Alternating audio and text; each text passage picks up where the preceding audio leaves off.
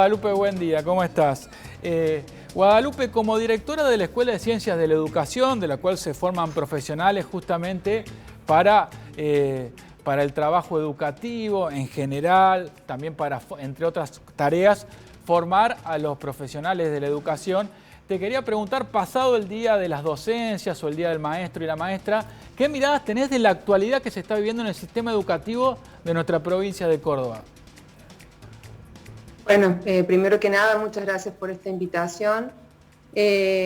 Hablábamos ayer, comentábamos con algunos colegas, bueno, de la importancia de celebrar, por un lado, por supuesto, celebrar esa tarea cotidiana, permanente que tienen nuestros docentes, nuestras docentes en las escuelas, pero a la vez no perder una palabra que signifique reivindicación y reclamo. Por un lado, la disputa salarial que estamos transitando en estos días me parece de suma importancia. Por un lado, para que bueno, el salario reconozca y esté acorde al compromiso docente que hoy asumen y que hoy tienen nuestros docentes en las escuelas, pero por otro lado, no podemos dejar de mirar yendo a tu pregunta de cómo estoy viendo el sistema. Creo que estamos transitando un momento muy complejo porque la pandemia ha significado unos procesos, unas reconfiguraciones de los espacios, los tiempos, incluso los vínculos educativos que no podemos ignorar. Se ha intensificado de manera exponencial el trabajo docente, los compromisos docentes en estos tiempos, con la complejidad social y económica que estamos transitando.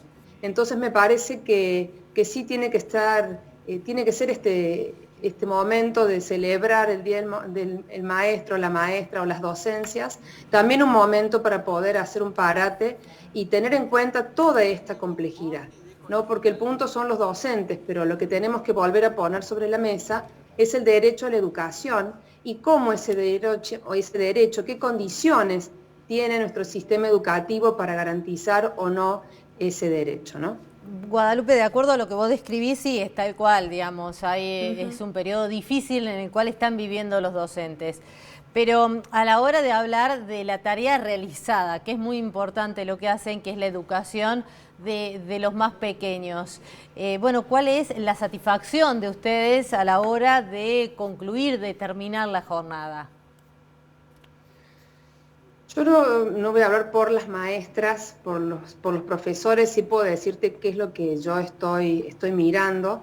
Y sí realmente vuelvo un poco al tema de la pandemia porque a veces nos olvidamos, ¿no? Bueno, ya volvimos, estamos, pareciera de nuevo en una normalidad y eso no es así porque las secuelas de todo esto transitado, y no solo en el campo educativo, sino también en las repercusiones que la pandemia ha tenido en términos sociales y económicos, son muy duras.